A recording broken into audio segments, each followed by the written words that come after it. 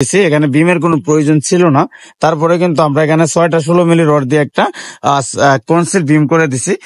Hello Brian, আসসালামু আলাইকুম ওয়া রাহমাতুল্লাহি ওয়া বারাকাতুহু। আজকের এই ভিডিওতে আমি আপনাদেরকে বলে দেব 3 ল্যান্ডিং এর সিঁড়ি আপনারা কিভাবে করবেন। কিছু মিস্ত্রি আছে যারা 3 ল্যান্ডিং এর সিঁড়ির মধ্যে ভুল কাজ করে।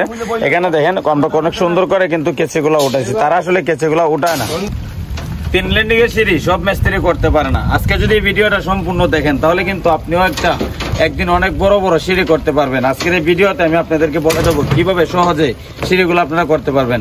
দেখেন আমরা এখান থেকে যে নিচের যে টপগুলো আছে এখন আমাদের বাধাই করা হয় নাই। আমরা কিন্তু এখান থেকে মূল জায়গাটা আমি আপনাদেরকে দেখাই। দেখেন আমরা এই রডগুলো কিন্তু বিমের থেকে আমরা উঠাইছি। তো বিমের উপরে কিন্তু আমাদের 4 ইঞ্চি ঢালাই করা হবে। আর এখানে গুড়ার মধ্যে যে দাপটা আমরা মারবো, এই দাপটা কিন্তু আপনাদেরকে একেবারে যদি আমাদের সিঁড়ির যে দাপগুলো আছে এটা কিন্তু 6 ইঞ্চি আছে। তো আমরা নিচের যে দাপটা এটাকে আমরা 8 ইঞ্চি করবো। এটা 8 ইঞ্চি করার কারণ হচ্ছে আপনি যখন ফ্লোরের মধ্যে টাইলসটি ব্যবহার করবেন তখন কিন্তু টাইলস ব্যবহার করার পরেও আপনার সেটা 6 ইঞ্চি দাপে থাকবে। তো এখানে দেখেন আমরা যে কেচিগুলা ব্যবহার করছি, অনেক মিস্ত্রি আপনারা দেখবেন এখানে 3 ল্যান্ডিং এর সিঁড়িতে কিন্তু এখানে কেচি ব্যবহার করতে পারে না।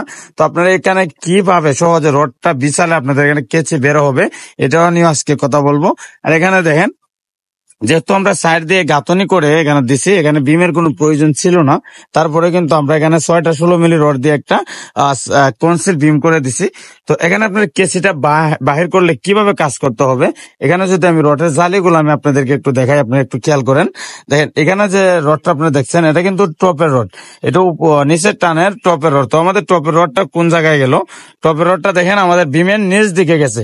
তো বিমের নিচ দিকে যে টপের রডটা গেছে, এখানে দেখেন আরেকটি রড যে বাধাই করা হয়েছে। দেখেন আমরা যেহেতু ব্লক দিই না, এই কারণে একটু দেখাতে আপনাদেরকে সমস্যা হচ্ছে। এখানে যে রডটা আপনারা দেখতেছেন, সাইড দিয়ে আমি দেখাই, এই যে রডটা আপনারা দেখতেছেন আমরা টপের সাথে যে রডটাকে নিচে বাঁধ দিয়ে রাখছি, এই নিচের রডটা কিন্তু হচ্ছে তোমার একটু আটটা লাগান। এই রডটা কিন্তু হচ্ছে দেখেন ওই যে উপরের টানের যে মেন রড গুলো আছে, এই রড গুলা কিন্তু টপের উপরে দিয়ে বাঁধ দেওয়া হয়েছে। এবং উপরে যে রডটা দেখেন এটা কিন্তু হচ্ছে আমাদের নিচের টানের ডাইরেক্ট রড, নিচ থেকে একেবারে গোড়ার থেকে আসছে। এই রডটা কিন্তু আমরা বিমের উপরে দিছি। দেখেন এই রডটা বিমের উপরে দেওয়ার কারণে কিন্তু এখানে যে টপ গুলো আছে এই টপ গুলো কিন্তু ওইটার নিচে পড়ছে। এর মানে হচ্ছে আপনি যে কোনো সিঁড়ি যদি করতে হয় তাহলে একটা জিনিস মাথায় রাখতে হবে, আপনার মেইন রড গুলা বিমের উপরে পড়বে এবং যে টপটা হবে এই টপ গুলা কিন্তু বিমের ভিতর থেকে আসে আপনার জালের উপরে যাবে। হ্যাঁ, তো এখন আপনি এখানে কেচিটা কিভাবে বাহির করবেন? এখানে যেহেতু আমাদের কোনো বিম সেকশন নাই, এখানে কিন্তু কেচি বাহির করতে হলে আপনাকে প্রচুর কষ্ট পরিশ্রম করতে হবে। যেমন দেখেন আমাদের এখানে যে আমাদের সেন্টারিংটার দিকে একটু খেয়াল করেন, এই কোনার সাথে কিন্তু আমাদের সেন্টারিংটা এদিকে আরো 10 ইঞ্চি বাড়তে আছে। তো 10 ইঞ্চি দেওয়ার কারণ হচ্ছে আমরা যখন এখানে দাপটা মারবো 10 ইঞ্চি সরিয়ে মারার পর এখান থেকে ডালাইটা এখানে আসলে আমাদের এই দাপটার এটা কিন্তু সমান সমান থাকবে।